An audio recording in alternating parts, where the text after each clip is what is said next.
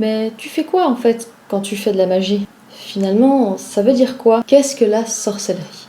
Ces questions reviennent constamment. Et je me suis rendu compte que c'était pas forcément simple d'y répondre. La réponse se trouve bien loin de la sorcière de Blanche-Neige au nez crochu qui t'a fait flipper durant toute ton enfance.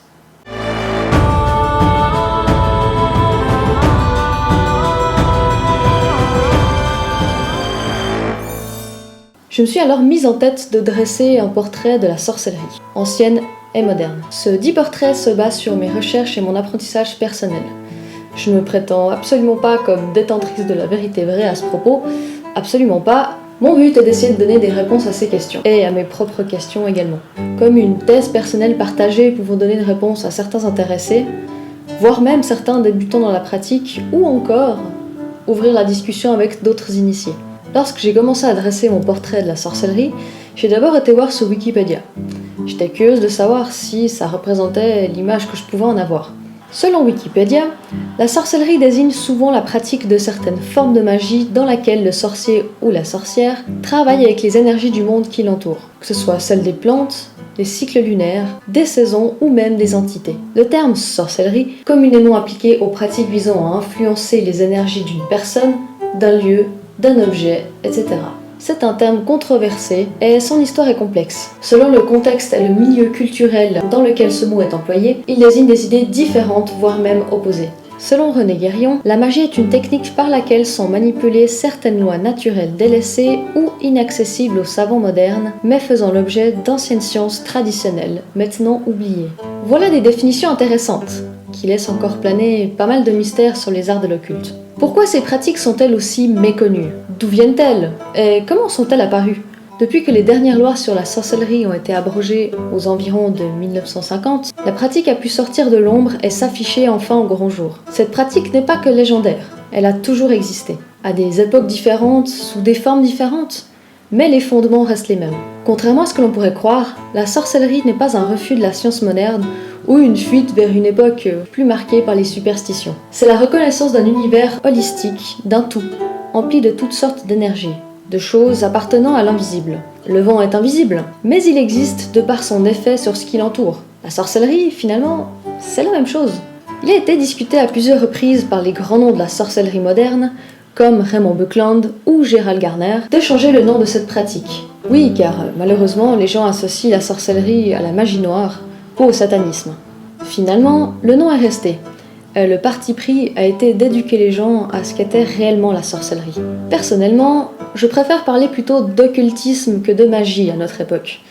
En effet, le mot magie est imprégné d'une image fantasy, imaginaire, qui colle pas vraiment à la réalité finalement. Les gens ils ont tendance à te prendre pour un déséquilibré quand tu dis que tu fais de la sorcellerie.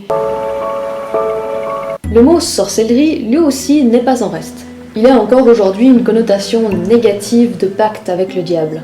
Ne vous inquiétez pas, on y reviendra. Bon, revenons à nos moutons. Étymologiquement, le mot occultisme vient du latin occultus, qui veut dire caché, secret. Il se rapporte à la connaissance de ce qui est caché. En effet, on parle bien de science. La sorcellerie est bien ancrée dans le réel et rationnel. C'est ouvrir son esprit à l'invisible afin de le comprendre, constater des effets, comprendre comment cela fonctionne. Tout ce qui nous entoure est énergie.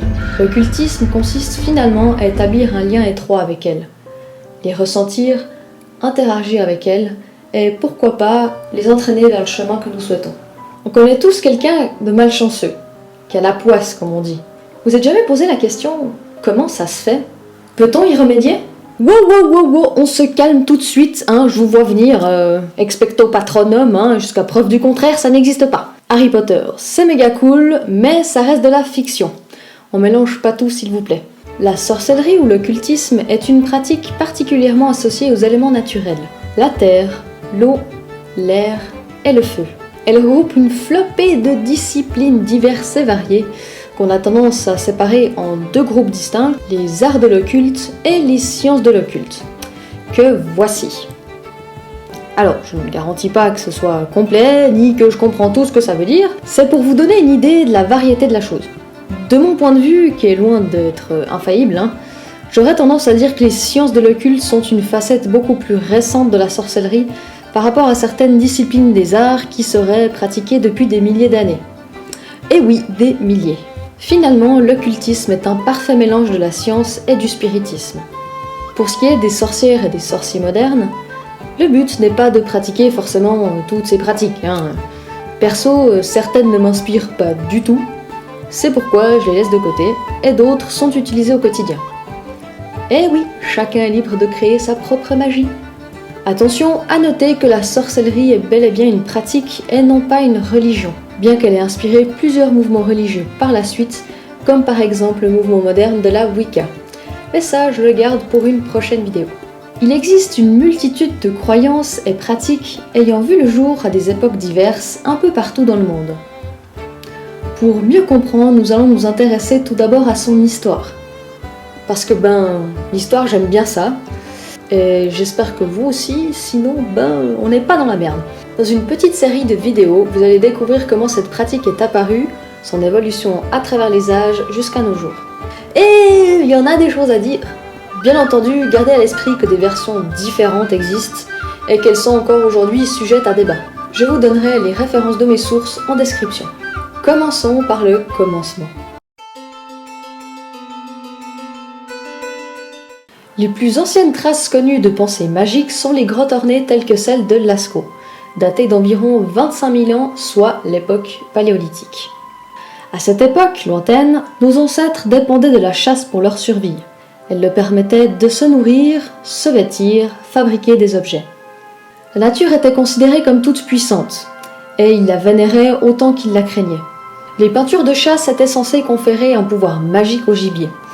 On l'a pu trouver à plusieurs reprises et dans des lieux différents comme la grotte des Trois Frères en Ariège, une figure humaine qui pivote pour nous regarder fixement. Bon ok, là c'est flippant. Les chercheurs pensent que ces peintures font partie d'une forme de magie dite empathique. Ce qui est semblable produit des effets semblables. Peindre une scène de chasse où l'homme tue le bison, et il en sera de même dans la réalité. Bref, vous avez compris.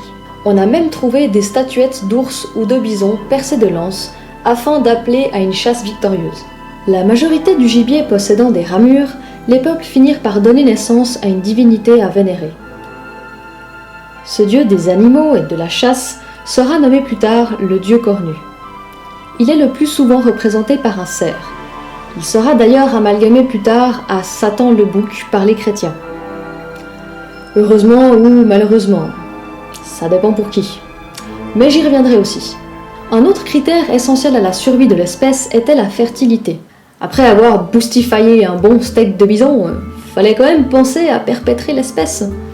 C'est naturellement que l'on créa également une divinité à qui demander bonne grâce et veiller au bon déroulement de la grossesse. C'est là que la déesse mère vit le jour. La plus ancienne représentation de cette déesse de la fertilité est la Vénus de Wildorf, datée d'entre 24 et 22 000 ans avant Jésus-Christ. Elle est représentée par une femme nue, bien en chair, dont les attributs féminins sont de taille exagérée.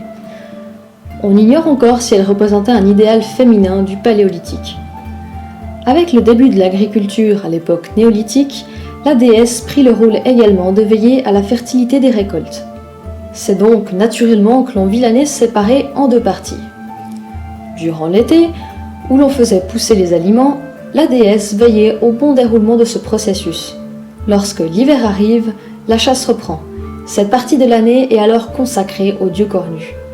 Avec la venue de l'élevage, entre autres, le dieu était considéré davantage comme un gardien de la nature. En revanche, la déesse est restée symbole de la fertilité et de la renaissance, car les humains ont développé une croyance de la vie après la mort. C'est ce que révèlent les coutumes mortuaires de l'époque du Paléolithique supérieur. Les Gravetiens, ayant vécu entre 22 000 et 18 000 avant notre ère, nous en donnent un bon exemple. Du mobilier funéraire, des parures pour les défunts, des aménagements de structures, ce peuple a été innovateur en matière de rites funéraires.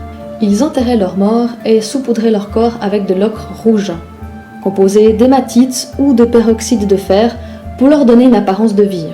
Ça me fait penser qu'une vidéo sur les rites funéraires méconnus, ça pourrait peut-être être sympa. Enfin, sympa, vous voyez ce que je veux dire. En tout cas, si ça vous intéresse, faites-le moi savoir en commentaire. Voilà, ce sera tout pour aujourd'hui. Merci d'avoir suivi cette première vidéo jusqu'à la fin et j'espère qu'elle vous aura plu. N'hésitez pas à laisser un petit commentaire ou tabasser ce petit pouce bleu, comme il y en a qui disent.